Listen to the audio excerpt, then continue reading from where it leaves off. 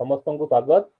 आज आम जड़े महान प्रतिभा गहन उपस्थित होइचे से होउचंती श्रीमान गिरिधारी पंडा। आज आम मन खोली कथा हवा। सर स्वागतम जयपुर साहित्य परिवार इंटरव्यू कार्यक्रम को। हाँ स्वागतम आपको धन्यवाद।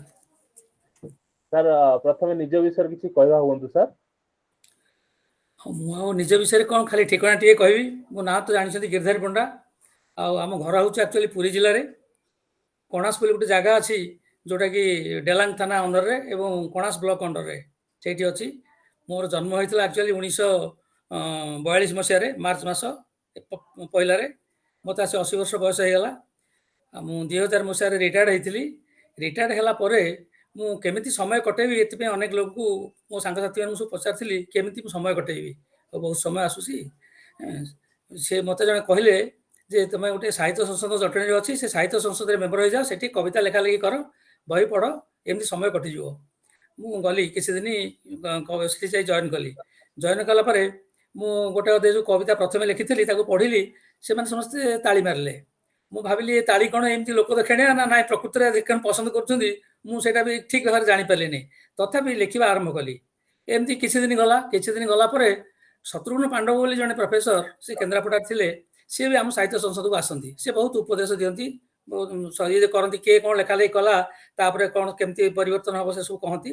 मुझे दिन पचारि मुझे सार गोटे कथा मुझे पचारि तो जो नुआ होकर ये संसद को आसी लेखा लेखि मोर आगु अभ्यास नाला मुझे लेखा लेखि करुँची यहाँ हूँ बहुत पुराना कथा मुझे लेखा लेखि करुँची ये किसी अच्छी व्यवस्था जो किसी ट्रेनिंग तालीम नहीं हम केमती लिखा हम तार शैली कौन प्रबंध माने कौन कविता माने कौन ये सब विषय किसी अच्छी कि से हसिले कहले नाई नाई पंडा बाबू सी सब सेमती किसी ना तालीम शिविर ना अभ्यास करू करू से गोटे छोटिया कविताटे कहले आप निजे मन को मन भावे मु जड़े कवि नुहे कविता लेखक लेखिबा चिरिबा मोर काम लेखु लेखु चिरु चिरु जदि खंडे रहीगला हाथे कविता दिए मु तार नाम। आपण यही कथा मन भर रखिकी लेखतु चिरंतु लेखतु चिरंतु लेखतु चिरंतु आप देखिए आपण हाथ में किसी कविता रही जोटा कि आपन को भी पसंद हम कहीं आप निजे लिखती निजर पसंद हुए चिरंती एमती 10-12 थर चिरिबे तापर गोटे कविता आसो एमती धीरे धीरे हो आपंकर स्फुरण हम अभ्यास कले स्फुरण हम।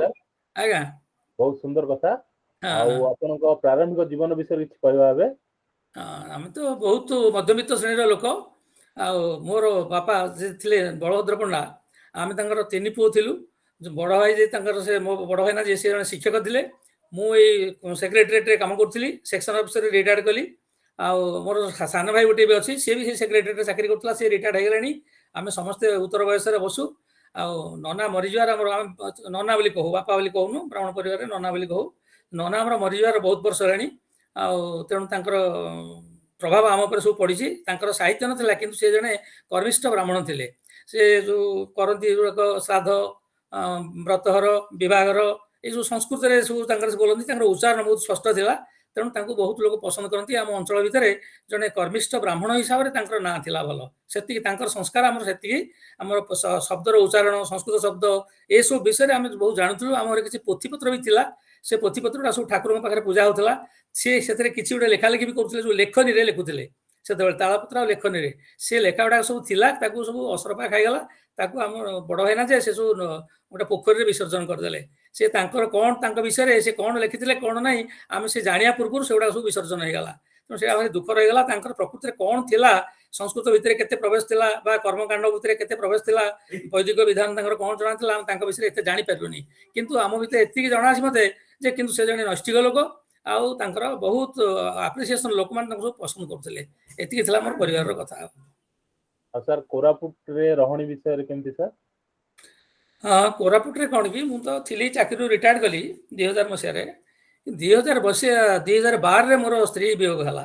स्त्री वियोग है से दैवाद पु जो मानस चंद्र पंडा सी सेंट्रल यूनिवर्सिटी रे कोरापुट रे चाकरी कले तेणु मुझे देखिली ये मो रहा ठीक नुह बड़ भाईना कहले तू ये चलिया झील कहला तुम मो पाक पलि आस ये भल रहा नाई नाई बड़ भाईना पाखे रहा दरकार नहीं कि झील पाखे रहा दरकार नहीं ये दीटा जाक मोर स्थान नुह मोर स्थान हूँ मो पुओ बोहू पाखे मो पुओ बोहू पाखे जब मिलमिशिक चली पारि ताले मो जीवन में शांति से ही मिल जहाँ कि मुझे पाऊँगी से मोर निष्पत्ति था तेणु मो पुओ बोहू पाखे कोरापुट आसिक रोचे।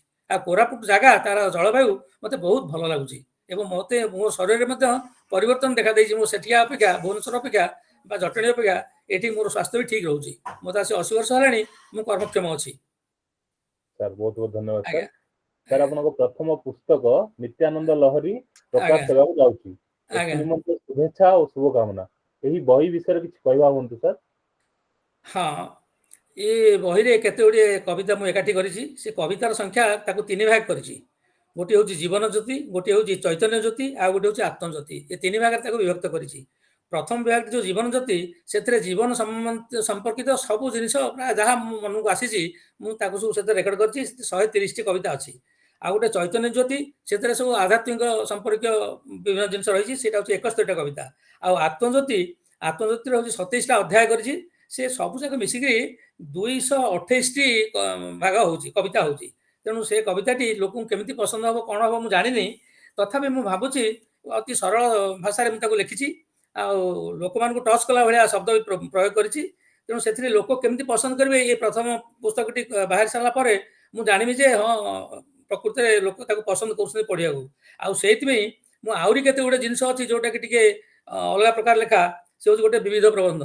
ସେ ପ୍ରବନ୍ଧ ଭିତରେ ଜଗନ୍ନାଥଙ୍କର ବିଭିନ୍ନ ଉପାସନା ବିଭିନ୍ନ ସୂତ୍ରରେ, ଧରନ୍ତୁ ଜଗନ୍ନାଥ ବର୍ତ୍ତମାନ ଜଗନ୍ନାଥ କେବେଠୁ ହେଲେ, ତାଙ୍କର ନୀଳମାଧବ ସେ କେବେ ଥିଲେ, ବା ପୁରୁଷୋତ୍ତମ କେବେ ହେଲେ, ଏ ଜଗନ୍ନାଥଙ୍କ ନାମ ଏମିତି କାହିଁ ହେଲା, ଏବଂ ଏ ପୁରୁଷୋତ୍ତମ ଧାମର ନାମ କିପରି ହେଲା, ଆଗରୁ କ'ଣ ତା ନାମ ଥିଲା, ପୁରୁଷୋତ୍ତମ ଧାମ ଥିଲା କି କ'ଣ ଆଉ ଥିଲା, କି ଏବେ ପୁରୀ କେମିତି ହେଲା, ଏଇ ସବୁକୁ ସମ୍ପର୍କ କରି ଜଗନ୍ନାଥଙ୍କ ଉପାସନା ବିଷୟରେ 12ଟା ପ୍ରବନ୍ଧ ଲେଖିଛି। ଜଗନ୍ନାଥଙ୍କ ବିଭିନ୍ନ ଭାବରେ ଜଗନ୍ନାଥଙ୍କୁ ଲେଖିଛି। ତାପରେ ହେଉଛି ଗ୍ରନ୍ଥ ଆଉ ସନ୍ଥ ଶିରୋମଣି, ସେ ବିଷୟରେ ବିବେକାନନ୍ଦଙ୍କ ବିଷୟରେ ଟିକେ ଲେଖିଛି। ଆଉ ଜଗନ୍ନାଥ ଦାସ ଭାଗବତକାର ଯେ ତାଙ୍କ କଥା ଲେଖିଛି, ଏବଂ ଜୟଦେବଙ୍କ ବିଷୟରେ 3-4ଟି ପ୍ରବନ୍ଧ ସେଥିରେ ଅଛି। ଆଉ ତାପରେ ନୈତିକ ଓ ଆଧ୍ୟାତ୍ମିକ ଚର୍ଚ୍ଚା ବିଷୟରେ, ଚେତନା ବିଷୟରେ ସେଥିରେ ମଧ୍ୟ 50ଟା ପ୍ରବନ୍ଧ ଅଛି। ଏ ସବୁ ମିଶିକିରି 12, 7, 50 ଏମିତି 69 69ଟା ପ୍ରବନ୍ଧ ସେଥିରେ ଅଛି। ଏଇ ଯୋଉ ବିବିଧ ପ୍ରବନ୍ଧରେ, ସେ ବିବିଧ ପ୍ରବନ୍ଧଟା ଛପା ହେଇନି, ତାର ଡିଟିପି ଫିଟିପି ହବ। ସେ ତାର ଆମର ଯେ ମୋତେ ଯିଏ ଉତ୍ସାହିତ କରିଥିଲେ, ସେ ତାଙ୍କ ଜୟପୁର ସାହିତ୍ୟ ସଂସଦ, ତାଙ୍କ ପ୍ରେରଣାକୁ ମୁଁ ଅପେକ୍ଷା କରିଛି। ସେ ଯେତେବେଳେ କହିବେ ମୁଁ ସେତେବେଳେ ସେ ଲେଖା ଗୁଡ଼ିକ ସବୁ ଦେଇଦେବି। ଆଉ ସେ କହୁଥିଲେ ସେଠି ଟିକେ ଡିଫିକଲ୍ଟି ଅଛି, ତାକୁ ଆଗ ଡିଟିପି କରିଦେବାକୁ କୋରାପୁଟରେ। ମୁଁ ପୁଅକୁ ମୋର କହିଛି, ସେ ଲୋକ ବୁଝିଛନ୍ତି, ସେ କୋରାପୁଟରେ କରିଦେବେ। କହିଲେ ଇଲେକ୍ସନ ସରିଲେ, ଏଇ ଯେଉଁ ଇଲେକ୍ସନ ଚାଲିଛି, ତାପରେ ଆମେ ସେଟାକୁ ଡିଟିପି କରିବା ପ୍ରବନ୍ଧଟାକୁ। ଏ ବାଦେ ଏଇ ଯୋଡ଼ିକ ଆମର ଜୟପୁର ସାହିତ୍ୟ ସଂସଦର ଯେ ସଭାପତି, ଯେ ସିଏ ତାର ISBN ନମ୍ବର ସବୁ କଲେକ୍ସନ କରିସାରିଛନ୍ତି। ମୋତେ ପ୍ରକୃତରେ ସେ ହିଁ ଏତେ ଉତ୍ସାହିତ କରିଛନ୍ତି। ମୁଁ ଏତେ ବାଟ ଆସିଛି, ମୁଁ କେବେ ଆଶା କରିନଥିଲି ଯେ ଏଗୁଡ଼ିକ ସବୁ ଛପା ହେବ। ମୁଁ ଗୁଡ଼ାକ ଲେଖାର କାରଣ ହେଲା, ମୋତେ ଯେ ପଚାରନ୍ତି କାହିଁକି ଏତେ ବସି ଲେଖୁଛ, ଟେବୁଲ ଉପରେ ସବୁବେଳେ ବସିଛ, ଚକା ପକେଇ ଦେହ ଖରାପ ହେବ, ଏସବୁ କହନ୍ତି। ମୁଁ କହିଲି ନାଇଁ, ମୋର ସମୟ କଟାଇବା ପାଇଁ ମୁଁ ସବୁ ଲେଖୁଛି, ବା ଗୋଟେ ବହିପତ୍ର ଛପେଇକିରି ଲୋକ କିଏ ପଢ଼ନ୍ତୁ, ଏମିତି ଇଚ୍ଛା ମୁଁ କରିନି ଏପର୍ଯ୍ୟନ୍ତ। କିନ୍ତୁ ଯେତେବେଳେ ଜୟପୁର ସାହିତ୍ୟ ସଂଘର ସଭାପତି ମୋ ସହିତ ସାକ୍ଷାତ କଲେ, ମୁଁ ଗୋଟେ ପରିବେଶରେ ଏମିତି ମୋ ପୁଅ ସାଙ୍ଗେ ଘରକୁ ଆସିଲେ, ସେ ମୋ ସାଙ୍ଗେ କଥାବାର୍ତ୍ତା କରୁ ଦେଖିଲେ ମୋ ପାଖରେ ଏତେ ଗୁଡ଼ିଏ ଲେଖା ଅଛି। କହିଲେ ଆପଣ ଆଉ କାହିଁକି ଦଉନାହାନ୍ତି ଛପାଇକିରି ବହିପତ୍ର ଛପେଇବା। ମୁଁ କହିଲି ନାଇଁ, ମୋର ସେମିତି ଆଗ୍ରହ ନାହିଁ। ଆମ ବହିବା ପଢ଼ିବ କିଏ, ନୂଆ ଲେଖକ, ଆମର ଏମିତି ସବୁ ଯେତେ ଲୋକମାନଙ୍କ ଅଭିଯୋଗକୁ ଆମେ ଯାଇନୁ, ଆଉ ତେଣୁ କିଏ ପଢ଼ିବ ନା। ନାଇଁ ନାଇଁ ନାଇଁ, ଆପଣ ସେମିତି ହୀନମାନ୍ୟତା ରଖନ୍ତୁନି, ବହି ପଢ଼ନ୍ତୁ, ଲୋକ ଜାଣନ୍ତୁ, ସେମାନେ ଆପ୍ରିସିଏସନ୍ କରିବେ କି ନାହିଁ, ଆପଣ କାହିଁକି ଅନୁମାନ କରୁଛନ୍ତି। ମୋତେ ସେମିତି ବହୁତ ବୁଝେଇଲେ ଯେ ତାଙ୍କ ପ୍ରେରଣାରେ ସେ ଯେମିତି ସତେ ଯେମିତି ମୋର ଗୋଟେ କଥା କହୁଛି ଯେ ସେ ସବୁ ଯାକ ମୁଁ ଆଉ କିଛି କରିବିନି ବୋଲି ତାକୁ ବିଡ଼ା ବାନ୍ଧିକିରି ଗୋଟେ ଉପରେ ଥୋଇ ଦେଇଥିଲେ 8 ଦିନ ତଳେ। କିନ୍ତୁ ଏଇ ତା 8 ଦିନ ପରେ ସେ ଆସିକିରି ପହଞ୍ଚିଲେ, ସେ ତାଙ୍କ ସଭାପତି ଯେ ସେ ଆସିଥିଲା ଆମ ଘରଠିକି, ସେ ମୋତେ କହିଲେ, ଦେଖା ସାକ୍ଷାତ ହେଲା, ସବୁ ହେଲା। ମୁଁ ମନେ ମନେ ଭାବିଲି କ'ଣ, ମୁଁ ଯେତେବେଳେ ବାନ୍ଧିକିରି ସବୁ ଆଶା ସେଠି ଥୋଇ ଦେଇଥିଲି, ମୁଁ କହିଲି ନାଇଁ ମ, ଏ ଗଲା, ଆଉ ଆଗକୁ ଆଗକୁ ଲେଖିବି, ଏଗୁଡ଼ାକ ଥାଇଦଉ, ବାନ୍ଧିକି ଥୋଇଦେଲି। କିନ୍ତୁ ସେତିକିବେଳେ ସେ ତାକୁ ସବୁ ଖୋଲିକିରି ବାହାର କରି ସେଠି ଏକ୍ଜିବିଟ୍ କରାଇଲେ ଯେ ନାଇଁ ନା, ଏଗୁଡ଼ାକ ସବୁ ଆପଣ ବାହାର କରନ୍ତୁ, ଛପେଇବା, ସବୁ ଯାକ ଛପେଇବା। ଏଇଟାକୁ ମୁଁ ଗୋଟେ ମିଶନ ଭାବରେ ନେଲି, ଜୟପୁର ସାହିତ୍ୟ ସଂସଦ ତରଫରୁ ଏଇଟାକୁ ଆମେ ଛପେଇବା। ତେଣୁ ଆପଣ ହତାଶ ହୁଅନ୍ତୁନି, ଲେଖନ୍ତୁ, ଆହୁରି ଲେଖନ୍ତୁ, ଆଉ ବାନ୍ଧି ବାନ୍ଧି କାହିଁ ଥୋଇଛନ୍ତି, ସେଗୁଡ଼ାକ ବାନ୍ଧି ଥୁଅନ୍ତୁନି। ତାପରେ ମୁଁ ଆଣିଲି। ଏଇଥିରୁ ମୁଁ ଅନୁମାନ କଲି ଯେ ଆମର ଯେଉଁ କଥାଟି ଅଛି, ଯାହା କର କପାଳ କୋଷ୍ଠୀରେ ନିୟତି ଲେଖିଛି ତାହା ନିଶ୍ଚିତ ହେବ। ମଣିଷ ଜଣେ ଚାହିଁଲେ କିଛି କରିପାରିବନି, ଏବଂ ତାଙ୍କୁ ଦେହ ହେବ। ଆମର ଯେଉଁ ଓମର ରୁବାୟତର ଗୋଟେ କଥା ମୋର ମନେ ପଡ଼ୁଛି, ଗୋଟେ ପତେ ଗୀତ ନିତ୍ୟାନନ୍ଦ କାନୁନଗୋ ତାକୁ ଅନୁବାଦ କରିଥିଲେ ଓଡ଼ିଆରେ। ସେ ଲେଖିଥିଲେ, କଥା ଟିକେ କହିଦେଉଛି, ଟିକେ ମନେଲି। ନିୟତି ଜେଲିପି ଲେଖିଛି ଲଲାଟେ, ଧୀରେ ଅଙ୍ଗୁଳି ଚାଳି, ତହୁଁ ଏକପଦ କରିବ କେ ଆନ, ନୟନୁ ଅଶ୍ରୁ ଢାଳି, ପ୍ରଜ୍ଞାର ବଳେ ପୂର୍ଣ୍ଣ ବିଧାନେ, ସବିନୟ ଅନୁନଏ, ତହୁଁ ଏକପଦ ପାରିବେନି ଟାଳି, ସେ ଲେଖା ବଜ୍ର ପ୍ରାୟ। ଏଇ କଥା ସେ ଲେଖିଥିଲେ ଯେ ନିୟତି ଯାହା ଲେଖିଛି ତାହା ହିଁ ହବ। ମୁଁ ଆଶା କରେ ନ କରେ, କିନ୍ତୁ ଯଦି ମୋ କପାଳରେ ଲେଖା ହେଇଥିବ କେହି ନା କେହି ଆସିକି ମତେ ପ୍ରେରଣା ଦେବେ ଏବଂ ତାହା ହେଇଯାଇପାରିବ। ତ ଅଛି ଗୋଟେ ହନୁମାନଙ୍କ ଲେଖିଥିଲେ କଣ ତାଙ୍କ ମହାନାଟକ।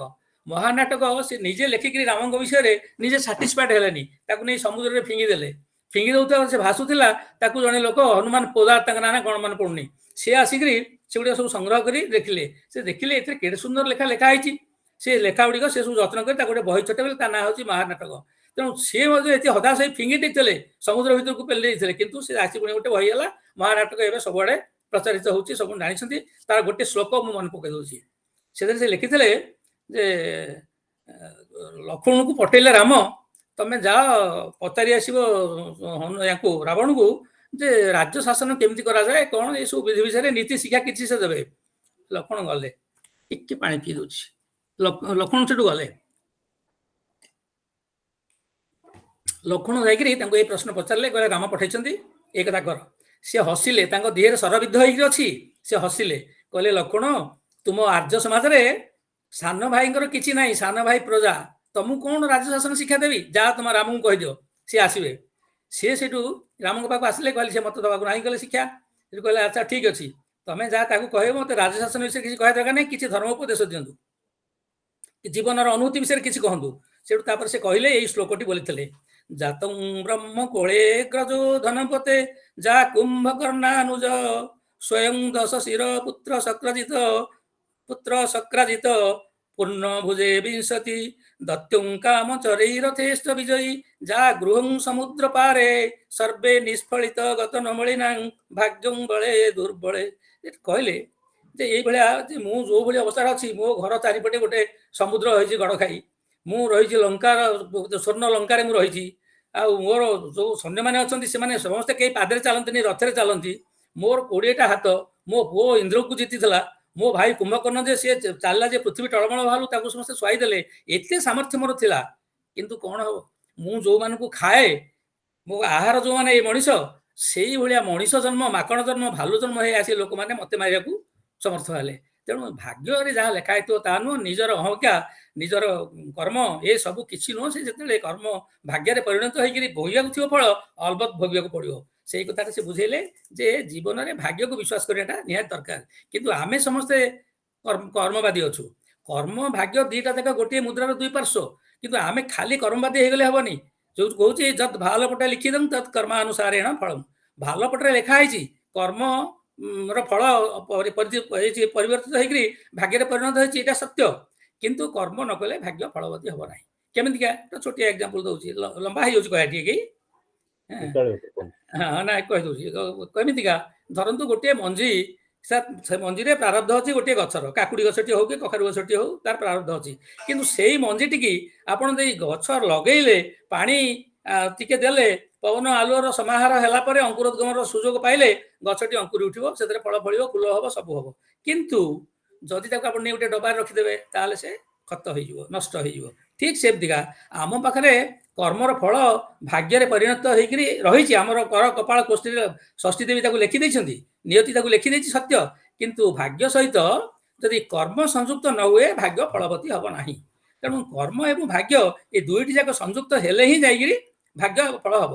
ତେଣୁ ଆମେ ଯଦି ଖାଲି କର୍ମବାଦୀ ହେବା, ମୁଁ ଲେଖୁଛି, ମୁଁ କରୁଛି, ମୁଁ ବହି ଛପେଇଛି, ମୁଁ ପ୍ରେସ ବାଲା ବହି ଛପେଇଛନ୍ତି, ହଁ ଏ ସବୁ ଠିକ, କର୍ମ ମତେ ଯୋଡା ହେଇଛି, କର୍ମ ଯୋଡା ହେଲା ଫଳରେ ଏଇ ଭାଗ୍ୟଟି ଆସିଲା ଯେ ମୁଁ ଗୋଟେ କବିତା ଲେଖିଛି, ତାର ଗୋଟେ ବହିଟିଏ ଛପା ହବ, ଏଇଟା ଆସିଲା, ଏଇଟା ଲେଖା ମୋ କପାଳରେ ଅଛି। ଆଉ ଜଣେ ଜୟପୁର ସାହିତ୍ୟ ସଂସଦର ପ୍ରେସିଡେଣ୍ଟ ଯିଏ, ସିଏ ସେମିତି ଦେବଦୂତ ଭଳିଆ ଆସି ମୋ ପାଖରେ ପହଞ୍ଚି, ମୁଁ ଯେତେବେଳେ ସବୁ ବିଡ଼ା ବାନ୍ଧି ଥୋଇ ଦେଇଥିଲି, ସେତିକି ବେଳେ ସିଏ ଆସି ମତେ ଉତ୍ସାହିତ କଲେ। ସେଇଥିରୁ ମୋର ବିଶ୍ୱାସ ହେଲା, ନିଶ୍ଚୟ ଭାଗ୍ୟଂ ଫଳତି ସର୍ବଦା ନ ବିଦ୍ୟା ନ ପୌରୁଷଂ ଦଶ ପୌରୁଷଂ। ଯେତେ ବିଦ୍ୟା ପୌରୁଷ ଯାହା ଥିଲେ ହବ, ଭାଗ୍ୟ ନଥିଲେ କିଛି ହବନି। ତେଣୁ ଗଣ୍ଠିଲା ବାନ୍ଧିଲା ବେଳକୁ ସିଏ ଆସିକିରି ପହଞ୍ଚିଲେ। ତେଣୁ ମତେ ଉତ୍ସାହିତ କଲେ, ଏତିକି ବାଟ କଥାଟା ଆସିଛି। ଏ ବହି ବର୍ତ୍ତମାନ ଛପା ହେବାକୁ ଯାଉଛି, ନିତ୍ୟାନନ୍ଦ ଲହରୀ। ସେ କେବଳ ଅଧିକାଂଶ କହିଲି ଯୋଉ ତାର ପରିଚୟ ଜୀବନ ଜ୍ୟୋତି ଏକା ଦେଲି, ଏକୁ ଛାଡିକିରି ମଧ୍ୟ ବିବିଧ ପ୍ରବନ୍ଧ ବୋଲି ଗୋଟେ ବହି ପାଣ୍ଡୁଲିପି ମୋ ପାଖରେ ଅଛି, ସେ ମଧ୍ୟ ତାକୁ ଛପା ହେବାର ଅଛି। ଆଉ ତାପରେ ରହିଛି ଗୋଟେ ହଉଛି ଇଏ କଣ ତା ନା, କୁସୁମାଞ୍ଜଳି। ସେଥିରେ ମଧ୍ୟ 300 ସନେଟ ଟାଇପର ରହିଛି, 300 ସନେଟ। ସେ ସନେଟ ଟାଇପର ଏକ୍ଜାକ୍ଟଲି ନୁହଁ, ତଥାପି ତା ସନେଟର ନୀତି ନିୟମ କିଛି ନାହିଁ, କିନ୍ତୁ ପଦ ଲାଳିତ୍ୟ ଅଛି, ଯାହାକି ପଦିକିଆ କବିତା। 300 रही सी गोटे पाक रखी जागरण गोटे अच्छी से सब रही कौन से छोट छोट माने ललित निबंध जहाँ कहुपर प्रबंध नुह छोट छोट कथा सब सी सब आध्यात्मिक रहस्य से अच्छी कौन ना भाग्य कर्म भगवान दुख सुख जीवन जो विषय आम अनेक संधि संधि होचु से विषय मोर मतामत मुझे व्यक्तिगत मतामत बहुत सुंदर कथा सर। आज्ञा वर्तमान कवितार जो स्थिति अच्छी उत्साही युवपीढ़ी संदेश देवा चाहिए सर आपण मत कवितार संज्ञा कौन है उचित? कवितार संज्ञा जहाँ सब निज सहित थाए साहित्य कहती साहित्यर गोटे अंग हूँ कविता कविताटा जदि लोक मानकर ग्रहणीय नहला तार भाव तार भाषा तार अन्य जहाँ सब सौष्ठव रही सी जदि लोक मानकर ग्रहणीय नहला ताल कविता बोली कहीकि कौन मूल्य अच्छी आजिकल लिखुं सब कविता सब उत्तर आधुनिक कविता लिखुं उत्तर आधुनिक कवितार किसी प्रशंसक भी अच्छा जानी किंतु मत कहीं भल लगे मुझे कहीं किसी बुझीपारे से लोक मान जनसाहित्य जनसाधारण किसी मेसेज न थाए खाली साहित्य से थाए कौन अनेक गुड़े शब्द आडंबर थाए साहित्यिक मैंने शब्द आडंबर को देखिक उदाहरण गुड़िक देखिक विचार करती तेणु साहित्यर संज्ञा प्रकृति कह गले जहाँ लोक मान हृदय को स्पर्श करे ताहा ही कविता ताहा ही प्रकृत कविता हम जब से हृदय को स्पर्श न कला अबद्ध रहा कविता बोली कहीं कहवा कविता बोली कहबानी ता हे तो आमर एमती गद्य मनोभाव प्रकाश करूँ कह पड़ो कि कविता बोली कहबनी आमर जो सबुज जुग था रीति जुग था ताल मान लय छंद विभिन्न प्रकार जिनस था से साहित्य तो ना से साहित्य न था बर्तमान जो अत्याधुनिक साहित्य बाहरी उत्तर आधुनिक साहित्य से साहित्य को आपण अल्प लोक बुझे साधारण लोक बुझीपारे आज गोटे पढ़ुली साक्षात्कार सी कहते ना मन पड़े से कहते जे लोक मैंने बहीठू दूरे जाती ना लेखाटा एत अबद्ध होजे लोक मैंने दूरे जाऊँ किए दूरे लोक मान साहित्य दूर ना साहित्य लोक मैंने दूर किए दूर विषय से गोटे सुंदर चर्चा कर सी कहते ना आधुनिक कविता जहाँ भी हो किंतु से साहित्य से शब्द अच्छी से अर्थ अच्छी सबुदिन अच्छी तेणु ताको पढ़ा पाठक पढ़ा दरकार मुझे कहली गोटा कहते अबद्ध हबार कौन कारण कहीं होची सेठू जड़े नित्यानंद शतपथी आम जन सार थे मरीगले से यूनिवर्सिटी उत्कल यूनिवर्सिटी से प्रोफेसर थे सहित मो संपर्क थे भला मो स्टूडेंट लाइफ रू रेवेन्सा कॉलेज बेले सी आसी मुझे पचारि सार ये आधुनिक कविता आपड़ तो शस्त्रीय साहित्य चर्चा कर साहित्य इतिहास लिखिं एमती बहुत कथा कर अबद्ध हूँ लोक मान भर से तार आग्रह रोनी एटा कहीं हो हसिले हसिक मत कहले गिरधारी तुम्हें शुण वर्तमान लोकचरित्र जमी अबद्ध हो जाए साहित्यटा तार भीतर से साहित्यटा से रही जाए से तो साहित्य भी अबद्ध हो जाऊँगी तेणु यहीटार चरित्र लोकचरित्र को ये रिफ्लेक्ट करुँची ये जिते ये जुगटा सरीज उत्तर आधुनिक जुगटा सरीज तार मूल्यांकन से अन्य लोक मैंने करेंगे तार नेगेटिव तार पॉजिटिव से विचार हम एवं चली चालू तुम्हें विरोध करनी मुझे मुझे विरोध कले कौन करी मुझे गोटे विशिष्ट साहित्यिक नुह मोर जाना को आग्रह बोली पचारि ना नाई ना या जेहेतु लोकचरित्र बर्तमान सन्देहजनक हो गला लोकचरित्र बर्तमान मानते द्विधा भितर को चली आसलानी तेणु साहित्य से अबद्ध चरित्र लोकचरित्र अबद्ध साहित्य भी सही संसार अबद्ध कहीं सब लोकचरित्र को ही साहित्य बहन कर चलता है लोक मान समस्या को लेकर साहित्य चली था कविता भी चली था गद्य भी चली था सब चलता है बर्तमान तो मिसेक गद्य कविता चली अच्छा गद्य तो अलग कविता तो अलग कविता गद्य कविता मिसिक बर्तमान चली ताल मान छंद किसी ना मन जहाँ बाहर मत कहते मोर आउ मन अच्छी विश्वनाथ कर बोली जन थे कहते तुरंत कवि जहाँ पचारे सांगे सांगे गोटे कवितार कहती सी दिन आम अफिस टी आसते मुझे पचारि मुझे कहली आज्ञा आप तो तुरंत कवि गोटे कौन कौ विषय कविता लिखिक कहले कविता कह ना या ये सांगे सांगे कहीदे शुणुना कहला थे आप देखा जोबरा आउ थे देखा बही प्रदर्शनी होगा अरे अरे होगा थे जोबरा थे बालीमेला एरे एरे लगिगला तो साहित्य होगा तुरंत कवि होगा आउ कौन कि ना खाली एवं जो साहित्य खाली कवितार से लेख हाथ कौन बध्य होची तार ये रोचे क्रियाटा को प्रथम को नहीं आसुँच जाऊली मुझे न कह जाऊली मुझे जहाँ मन कथा कहीदेवे तेणु केवल क्रियाटा को प्रथम को नहीं आसिले अबद्ध भाषा लिखिदे गले सी गोटे कवि हो कविता हो कहीं ये भावी पारूनी कितु तार शस्त्रध पाठक अच्छा तार मूल्यांकन हुए तो मुझे भल भाव करें मोर ये मतटा हे तो कहार ग्रहण न हो पारे कि विरोध करपारती किंतु एटा मोर व्यक्तिगत मत मत कहीं से आदर लगे जोटा लोक मान हृदय को स्पर्श करूनी मुझे पढ़ेनी मुझे अनेक समय पढ़े किंतु थोई दिए जाने खाली से कितना शब्द मत टिपिया पड़े मुझे जाने ये शब्दटा भल ये उदाहरणटा भल किंतु गोटे प्रथम पद सहित द्वितीय पदर सामंजस्य मुझे बुझीपारे ये से क्या सहित तुलना करती सी भी अति अबुझा कथा तेणु आम साहाଯ୍य सरल भाव में कहवा लोक हृदय को स्पर्श करवा ताकू टिके सरल भाषा रहिले लोक बुझिले भाव टिके रहिले किसी लोक मान किसी मेसेज रहिले आम कहवा जे एटा कविता कि एटा साहित्य ताकू कहवा बहुत सुंदर कथा सर। आज्ञा सर आपण जने वर्षियान नागरिक जीवन रे अनेक सुखर बगीचा तथा दुखर पहाड़ देखिछंती जीवन आज्ञा। जीवार कला विषय किछि कहवा हुंदु। जीवन जीवार मुख्य कला है टिके आपण वेट करेंगे मुझे गोटे जिनस देखेबी ए ऋषि टिके सा ऊपर आनी गोटे अच्छे प्लाकार्ड रे टिके धरता देखेबी तो 9टा 10टा जिनस 9 10 ऑफ सक्सेस जीवन रे तुमको लिखी गोटे खाली शब्द गुड़े से आलमीरा से अच्छी ऊपर गोटे प्लेट ऊपर पूरा ऊपर से जो टेकुनु से टिके दे टिके जस्ट काइंड से तो ऊपर जो गर्दा कागज ता तले गोटे प्लेट ना मार ये प्लेटा टिके न टिके टिके मुन उठी हो सेरा प्लास्टिक हां से मामा प्लास्टिक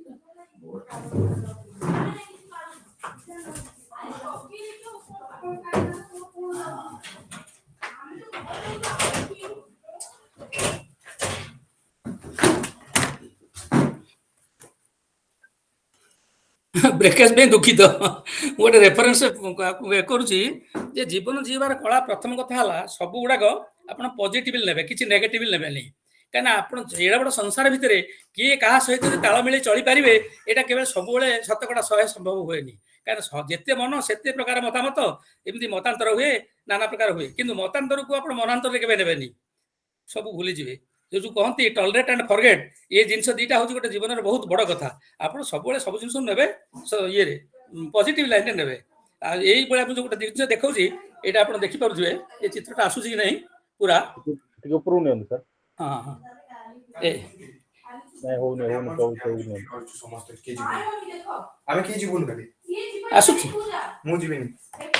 आसला कि अरे सर पढ़ी दियंतु कोन लिखा है हाँ मु पढ़ दउची sound sense of aim effort efficiency decency discipline decorum judgement adjustment with average intelligence and common etiquette are the magic wands of success जीवन में जदि सफलता लगे पाती ताले आपण निजर लक्ष्य स्थिर करेंगे मुझे जाऊँगी लक्ष्य दिहरे कर्म संयुक्त करेंगे एवं से कर्मटा जिते दक्ष हम से भल एफिशिएंसी रहिबो आउ डिसेंसी डिसिप्लिन डेकोरम ये जिनस 3टा को समस्त जानती श्रृंखला जदि नथिबो किछि नाही डिसेंसी सौंदर्य बोध जदि नथिबो ताहले किछि नाही डेकोरम ना हमर प्रवाह जोटा जेमती हवा कथा जोटा जो समय हवा कथा ये जो डेकोरम ये डेकोरम टा को मानिया पड़िबो जजमेंट आपण गोटे परिस्थिति रे आपण कोन करिवे से जजमेंट आपण ठीक भाव नबार अछि गला तबरे एडजस्टमेंट आपण सब बेले एडजस्टमेंट करिवे अन्य मान संगे अन्य मान को निज संगे एडजस्ट करके बाध्य करिवे नहीं आपण अन्य मान संगे एडजस्ट कर चलिवे तापर हला एवरेज इंटेलिजेंस साधारण भाव में टिके ज्ञान जी सर्वनिम्न गोटे मनुष्य आशा करा जाए ता रहिबो केमितिका ना धरतु गोटे लोक मते गोटे चोरी घंटाटे जने बिक्री करदा मुझे नहीं गली मुझे बुझिली नहीं जे एटा की घंटा मु तो को बोनाफाइड कंपनी को किणु नहीं गोटे लोक आनी देगला ता परदिन मत आसी कुकुर धरला जे घंटाटा केतला ताले मुझे टिके मोर साधारण बुद्धि खटेली नहीं तो एवरेज इंटेलिजेंस लोक पाखे रहा दरकार कॉमन एटिकेट मतलब एटा गोटे संसार भीतर चलिए आपन एटिकेट नहीं क्या केमती व्यवहार देखिए शिखी ना ताले आप चली पारे नहीं ये जो जिन गुड़ाक मैजिक वंस ऑफ सक्सेस ये गुड़ाक मानिक चलिए से तार जानव जीवन में सफलता पाइबा ये गुड़ाक निहाती दरकार बोली मुझे जाने तेणु मुझे कथा मुझे समस्त की कहे मोर बंधु बांधव संपर्क जो मैंने कहे तुम पॉजिटिव हो नेगेटिव हो नहीं टॉलरेट करने को चेष्टा कर तुम्हें अन्य उपर निजक इम्पोज करनी सी कौन कहते शुण तार नेगेटिव फैक्टर छाड़ दियो पॉजिटिव फैक्टरटा देख कहीं प्रत्येक लोक प्रशंसा प्रिय मुझे विषय भी कविता लिखी प्रत्येक मनुष्य केमी प्रशंसा प्रिय मुझे गोटे एग्जांपल दूसरी रवि सिंह की आप जानते रवि सिंह दिने आम ऑफिस की आसते सी जड़े होती से नेगेटिव सब माने ये कविता सब लिखती लोक ततई देला भाया सब कम्युनिस्ट कविता सब लिखती से ना अच्छी से खंडे बही हाथ में धरिकी आम डेपुटी सेक्रेटरी पाखे बसते बाहरी आसते मुझे कहली नमस्कार सर ना आ कौन खबर मुझे खबर कौन मुझे गोटे कथा कह शुणिए ना कौन ना कहे कवि रवि सिंह टेकिबेनी बाहाकू ओडिशा रे कवि पणे नगणे मु काहाकू एका सही जानकीଙ୍କ ପଦେ ମୋର ଶରଣ ଆନ କବିଙ୍କ ମସ୍ତକେ ମୋର ବାମ ଚରଣ। ଭଞ୍ଜଙ୍କର ଲେଖାକୁ ଟିକେ ଏପଟ ସେପଟ କରିଦେଇକିରି ଭଞ୍ଜ ଯାହା ଲେଖିଥିଲେ କହେ ଉପେନ୍ଦ୍ର ଭଞ୍ଜ ଯୋଉ ତାକୁ ଟିକେ ଏପଟ ସେପଟ କରିଦେଇକି ତାଙ୍କୁ କହିଦେଲି। ସିଏ ତାଙ୍କ ବହି ଖଣ୍ଡିକ ମୋ ହାତକୁ ଧରେଇଦେଲେ, କହିଲେ ନିଅନ୍ତୁ ବହି ଖଣ୍ଡକ ପଢିବେ। ମୁଁ ବହି ମାଗିଲି ନାହିଁ, ତାଙ୍କୁ ଟିକେ ପ୍ରଶଂସା କରିଦେଲି, ସେ ବହି ଖଣ୍ଡ ଦେଲେ। ପ୍ରତ୍ୟେକ ସାହିତ୍ୟିକ ପ୍ରଶଂସା ପ୍ରିୟ। ଆଜିକାଲି ଆଧୁନିକ ଯୁଗର ଯୋଉ ସାହିତ୍ୟ ଲେଖା ହଉଛି ସେମାନେ ସମସ୍ତେ ନିଜକୁ ନିଜକୁ ପ୍ରଶଂସା କରନ୍ତି। ଆଉ କିଏ ପସନ୍ଦ କରନ୍ତୁ ନ କରନ୍ତୁ ସେ ଖାତିର କରନ୍ତିନି, ସେ ବିଷୟରେ ତାଙ୍କର ଚିନ୍ତାଧାରା ହିଁ ଯାଏନି। ସିଏ କହୁଛନ୍ତି ଆମେ ସାହିତ୍ୟିକ, ଭାଷା ଶବ୍ଦ ସବୁ ଅଛି, ତା ଭିତରୁ ଗୋଟେ ଫରୁଆ ଭିତରେ ଇଏ ହେଇକି ରହିଛି, ଜାମ୍ ହେଇକି ରହିଛି ଭାବନା। ଯୋଉ ପାଠକ ଯେତେ ଭିଡ଼ିକି ବାହାର କରିପାରିବେ, ଆମେ କିଛି କରିବା ଦରକାର ନାହିଁ, ଆମେ ଏମିତି ଅବଦ୍ଧ କବିତା ଲେଖିବୁ ସେମାନେ କହନ୍ତି। ଆଉ ନିଜେ ନିଜେ ନିଜକୁ ପ୍ରଶଂସା ବେଶୀ କରନ୍ତି। ଏଇଟା ସତ୍ୟ, ଏଇଟା ମୁଁ ବିରୁଦ୍ଧରେ କହୁନି। ଏବଂ ସବୁ ସାହିତ୍ୟିକ, କବିତା ଲେଖକ ବା ଗଦ୍ୟ ଲେଖକ ସେମାନେ ସମସ୍ତେ ହଉଛନ୍ତି ପ୍ରଶଂସା ପ୍ରିୟ। ପ୍ରଶଂସା ପାଇଲେ ସେମାନେ ଆନନ୍ଦିତ ହୁଅନ୍ତି। ଆଉ ମୁଁ ସେଇଥିପାଇଁ କ'ଣ କରେ, ଯେତେ ଗୁଡ଼ିଏ ପ୍ରବନ୍ଧ ସବୁ ଖବରକାଗଜରେ ବାହାରେ ମୁଁ ପଢ଼େ, ମୁଁ ସେମାନଙ୍କ ପାଖକୁ ଟେଲିଫୋନ କରେ, ଆଜ୍ଞା ଲେଖାଟି ଭଲ ହେଇଛି, ଆପଣଙ୍କୁ ଟିକେ ଉତ୍ସାହିତ କରିବା ପାଇଁ ଫୋନ ଟିକେ କଲି, ରଖିଲି। ମୁଁ ଏତିକି ସେମିତି କହେ। ଅଧିକାଂଶ ଲୋକଙ୍କୁ ମୁଁ ଯାହା ଖବରକାଗଜରେ ପ୍ରବନ୍ଧ ପଢ଼େ, ମୁଁ ତାଙ୍କୁ ପ୍ରବନ୍ଧଟିଏ ଟିକେ ଏମିତି କହେ, ଟିକେ ତାଙ୍କୁ ଟିକେ ଉତ୍ସାହିତ କରେ। ମୁଁ ଖାଲି ଆପଣଙ୍କୁ ଟିକେ ଉତ୍ସାହିତ କରିବା ପାଇଁ ମୁଁ ଏଇ ଆପଣଙ୍କୁ ଫୋନ କଲି, ଆପଣଙ୍କୁ ଆଉ ଡିଷ୍ଟର୍ବ କରିବାକୁ ଚାହୁଁନି, ନମସ୍କାର, ରହିଲି। ମୁଁ ଏତିକି ହେଲେ କହେ ପଦେ ପଦେ। ସେମାନେ ବି ବେଳେବେଳେ ମୋତେ ରିପିଟ୍ କରି ଯାଇଛନ୍ତି, ଆପଣ ସେଦିନ ଫୋନ କରିଥିଲେ କାହିଁ କାଟିଦେଲେ ସେତେ ଶୀଘ୍ର। ମୁଁ କହିଲି ନାଇଁ ନାଇଁ, ଆପଣଙ୍କୁ ଡିଷ୍ଟର୍ବ କରିବାକୁ ଚାହେଁନି, ଆପଣଙ୍କୁ ଉତ୍ସାହିତ କରିବାକୁ ମୁଁ ଚାହେଁ, ଲେଖନ୍ତୁ। ତେଣୁ ସେମିତି ପ୍ରତ୍ୟେକ ସାହିତ୍ୟିକ ହେଉଛନ୍ତି ପ୍ରଶଂସା ପ୍ରିୟ, କିନ୍ତୁ ସେଇ ପ୍ରଶଂସା ପ୍ରିୟ ହବାଟା ଉଚିତ ନୁହଁ। ଏଇଟା ସ୍ୱାଭାବିକ ମଣିଷର ଗୋଟେ ଅର୍ଜ ହୁଏ, ତାକୁ ଏତେ ସହଜରେ କାଟି ହୁଏନି। ନିଜ କଥା ଭଲ ଶୁଣିବାକୁ ସମସ୍ତେ ଚାହାନ୍ତି, କିନ୍ତୁ ସେଗୁଡ଼ାକ ମନ ଭିତରେ ରଖିବା ଦରକାର ନୁହଁ। ତାକୁ ମୁଁ ସବୁବେଳେ ଭାବେ, ସେଇ ଯୋଗୁଁ ମୁଁ ଏ ସାହିତ୍ୟ ଲେଖିଲି, ମୋର ସମୟ କଟିଲା, ମୋତେ ବେଶ ଭଲ ଲାଗିଲା, ମୁଁ ଶାନ୍ତିରେ ରହିଲି, ମୋର ତ ଏଫେକ୍ଟ ପାଇଲି ମୁଁ। ଆଉ ଲୋକ ଲୋଚନରେ ପଢିବ କିଏ ନ ପଢିବ, ସିଏ କହିବ ଏଇଟା ଖରାପ ହେଇଛି, ସିଏ କହିବ ହର୍ଷେଇ ଦୀର୍ଘଇ ଭୁଲ ହେଇଗଲା, ସିଏ କହିବ ଆଉ କ'ଣ ହେଇଗଲା, କୋଉଠି ପ୍ରିଣ୍ଟିଂ ମିଷ୍ଟେକ୍ ହେଇଗଲା, କୋଉଠି କଳାକାରକୁ ଲେଖକଙ୍କୁ ଲେଖି ଆସେନି, କିଏ କ'ଣ କହିବେ, ତାଙ୍କର ମତାମତ ଦେବେ। ମୁଁ ମୋର ଯୋଉ ଏଥିରେ ଲେଖା ହେଇଛି, ଯୋଉ ଏଡିଟୋରିଆଲରେ ସବୁ ଲେଖିଛି, ମୁଁ ଲେଖିଛି ତାକୁ ଆପଣଙ୍କର ପସନ୍ଦ ହଉ ବା ନ ହଉ, ଆପଣ ନିର୍ଭୀକ ଭାବରେ ମୋତେ ଜଣେଇବେ, ମୁଁ ତାକୁ ଗ୍ରହଣ କରିବାକୁ ପ୍ରସ୍ତୁତ ଅଛି, ମୁଁ ନିଜକୁ ଆମେଣ୍ଡ କରିବାକୁ ପ୍ରସ୍ତୁତ ଅଛି। ଆପଣ କେବେ ଭାବିବେନି ଯେ ନାଇଁ ମୁଁ ଆପଣଙ୍କୁ ସେ କଥା ଗ୍ରହଣ କରିବିନି, ମୁଁ ଏତେ ଚାହୁଁନି ଏମିତି ଇଏ ହେବାକୁ। ମୋର ଆପଣ ଜଣେଇବେ, ନିଷ୍ଠୁର ଭାବରେ ସତ୍ୟ କଥାଟା କହିବେ, ଏଇଟା ଏଇଠି ଏଇଆ ହେଇଥିଲେ ଏଇଆ ହେଇଥାନ୍ତା, ଆପଣ କହିବେ ମୋତେ, ତାହେଲେ ମୁଁ ଖୁସି ହେବି। ଏଇ କଥା ମଧ୍ୟ ବହୁତ ସେଥିରେ ସୁନ୍ଦର ମୁଁ କଥା ସାର୍। ଇଏରେ ଉପବନ୍ଧରେ ଲେଖିଛି। ସାର୍, ସମାଜରେ ବର୍ତ୍ତମାନ ନାରୀ ନିର୍ଯାତନା ବଢି ଯାଇଛି। ଆମେ ଆଜ୍ଞା, କିଭଳି ଭାବେ ଏହି ନାରୀ ନିର୍ଯାତନା ତଥା ଯୌତୁକ ପ୍ରଥାର ମୁକାବିଲା କରିପାରିବା, এই ହଁ। ବିଷୟରେ ଆପଣଙ୍କ ମତାମତ ରଖନ୍ତୁ। ନାରୀ ନିର୍ଯାତନା ବଢି ତ ଯାଇଛି ନିଶ୍ଚିତ ଭାବରେ।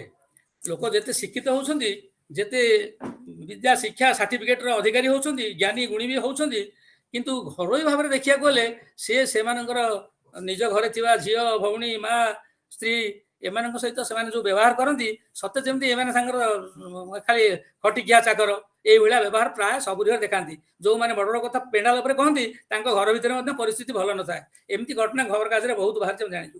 ଏଇ ନାରୀମାନଙ୍କ ବିଷୟରେ ଆପଣ ଆବାହ ମାନଙ୍କର କେବଳ ବୈଦିକ ଯୁଗ କଥାକୁ ଛାଡ଼ିଦେଲେ ଆଉ ସବୁ ସମୟରେ ନାରୀମାନଙ୍କ ପ୍ରତି ଖରାପ ବ୍ୟବହାର କରାଯାଇଛି। ତାଙ୍କୁ ସବୁବେଳେ ସନ୍ଦେହ ଦୃଷ୍ଟିରେ ଦେଖାଯାଇଛି। ଆମର ଚାଣକ୍ୟଠୁ ଆରମ୍ଭ କରି ଯିଏ ଯେତେ ସମସ୍ତେ ନାରୀଙ୍କୁ ସବୁ ସନ୍ଦେହ ଦୃଷ୍ଟିରେ ସବୁ ଦେଖିଛନ୍ତି, ତାଙ୍କ ପ୍ରତି କଦର୍ଯ୍ୟ ବ୍ୟବହାର ସବୁ ଦେଖାଇଛନ୍ତି ଅନ୍ୟାନ୍ୟ ଯୁଗରେ। ଆପଣ ଜାଣିବେ, ଇଂରେଜ ଯୁଗ କଥା ଭିନ୍ନ, ମୁସଲମାନ ଯୁଗରେ, ମରହଟା ଯୁଗରେ ନାରୀମାନଙ୍କ ପରିସ୍ଥିତି ଯାହା ଥିଲା, ଗୋଟେ ଗୋଟେ ଲୋକ 10ଟା, 15ଟା, 20ଟା, 30ଟା, ଏମିତି ବି ଗୋଟେ ଦିନ ଭିତରେ ବାହାରିଥିଲା, ଜଣେ ଲୋକ 365 ସ୍ତ୍ରୀ ରଖିଥିଲେ। ଗୋଟେ କାଗଜରେ ବାହାରିଲା, ମୁଁ ତାକୁ କାଟିକି ରଖିଛି। 365 ସ୍ତ୍ରୀ ତାଙ୍କର ଥିଲେ। ସିଏ ଗୋଟେ ଏଇ ଯୋଉ ଜିନିଷ ଗୁଡାକ, ଏଇ ଜିନିଷ ନିହାତି ଅସହଜନୀୟ। କାହିଁକିନା ପୁରୁଷ ନାରୀ ଉଭୟଙ୍କୁ ଭଗବାନ ଜନ୍ମ କରିଛନ୍ତି, ସମସ୍ତଙ୍କୁ ମଣିଷ ହିସାବରେ ସମାନ ଅଧିକାର ଦେଇଛନ୍ତି। ଆମର ମାନବିକତାର ବର୍ତ୍ତମାନ ଅବକ୍ଷୟ ଘଟିଛି। ଆଉ ନାରୀକି ଆମେ କ'ଣ ତାଙ୍କର ଯଥାର୍ଥ ଦେବା? ନାରୀ ଆମର ବୈଦିକ ଯୁଗରେ କୁହାଯାଉଥିଲା, ଯତ୍ର ନାର୍ଯ୍ୟାସ୍ତୁ ପୂଜନ୍ତେ ରମ୍ୟନ୍ତେ ତତ୍ର ଦେବତା। ଏଇ ଖାଲି ବହିର ପାଠ, ଏଇଟା ଆମ ବାସ୍ତବ ଜୀବନରେ ଆଉ ନାହିଁ। ମୁଁ ସେଇ ଜିନିଷଟାକୁ ଅନୁଭବ କରିକିରି ମୁଁ କେତେଟା କବିତା ମଧ୍ୟ ଲେଖିଛି। ଏଇ କବିତାର ଅଛି, ଯୋଉ ବହିବାର ସେଥିରେ ଅଛି, ହଉଛି କ'ଣ, ନାରୀ ସୁରକ୍ଷା ଆଉ ସମ୍ମାନ, ଦାମ୍ପତ୍ୟର ଅପଳାପ, ଏଇ କ'ଣ ନାରୀର ନିୟତି, ପ୍ରଣୟତ ହୃଦୟ ମିଳନ, ପଲ୍ଲବିତ ତରୁଟିଏ ଦାମ୍ପତ୍ୟ ଜୀବନ, ନାରୀ ସୁରକ୍ଷା ଓ ସମ୍ମାନ। ଏଇଥିରେ ରହିଛି କବିତାରେ, ଏଇ 5-7ଟି କବିତା ମଧ୍ୟ ରହିଛି ନାରୀଙ୍କ ବିଷୟରେ ରହିଛି। ତେଣୁ ନାରୀ କି ମର୍ଯ୍ୟାଦା ଦେବା ପ୍ରତ୍ୟେକ ପୁରୁଷର କର୍ତ୍ତବ୍ୟ। ପୁରୁଷ ପ୍ରଧାନ ସମାଜ ହେଇ ରହିଥିଲା, ନାରୀକି ମଧ୍ୟ ସ୍ୱାଧୀନତା ମିଳିଲାଣି। କିନ୍ତୁ ଗୋଟିଏ କଥା ଯୋଉଟା କହିବା ବି ଭୁଲ ହଉଛି, ସମାଲୋଚନା ହେଇପାରେ, ଯେ ଯୋଉଟାକୁ ଆମେ ନାରୀମାନଙ୍କୁ ବା ପୁରୁଷମାନଙ୍କ କଥା ବି କୁହନ୍ତୁ ସ୍ୱାଧୀନତା ହିସାବରେ ଆମେ ଦେଲୁ, ତାକୁ ସେଇ ନାରୀ ସେଇ ପୁରୁଷ ସମସ୍ତେ ସ୍ୱେଚ୍ଛାଚାର ହିସାବରେ ବ୍ୟବହାର କରୁଛନ୍ତି। ଯୋଉ ଆଧୁନିକତା, ସମାନତା, सुप्रीमकोर्ट एका जो केस फेस जो मैटर सब देले से प्रभाव सब लोक मान पड़ जाइए तेणु से जो आम पश्चिम राज्यर सभ्यता तांकर संस्कृति ताकू सब अनुकरण करके बर्तमान से स्वच्छाचार भ्रष्टाचार आड़ किछि अल्प किछि लोक कर जार प्रभाव कि समाज पर बहुत बेसी किंतु समाज में शतकड़ा 95 भल अच्छा पुरुष आ स्त्री 5% जो अच्छा से जो आम समाज बर्तमान निंदित होती नारी मैंने निर्यातित होती आ पुरुष मैंने कोर्ट कचेरी हाथ में पहुँचले से जेल पहुँचुंट यही सब जिन अवांछित जिन होमें जदि प्रकृति में आम माँ भाई सम्मान दे पारते ये जिन बहुत कटि जाता हो पारता नहीं तेणु नारी मैंने सब सम्माननीय कहीं सी घर भितर जी कम करती सी आम धर्मंगिनी सी आम कौन धर्म पत्नी सी आम अर्धांगिनी आ से कुललक्ष्मी एमती गुड़े पदे कहीकि आम एत खटाऊँ रांधे बाड़े परसवे घर सफा करेंगे पिला छुआ जन्म करेंगे केयर ने सब एमती भाव खटाऊँ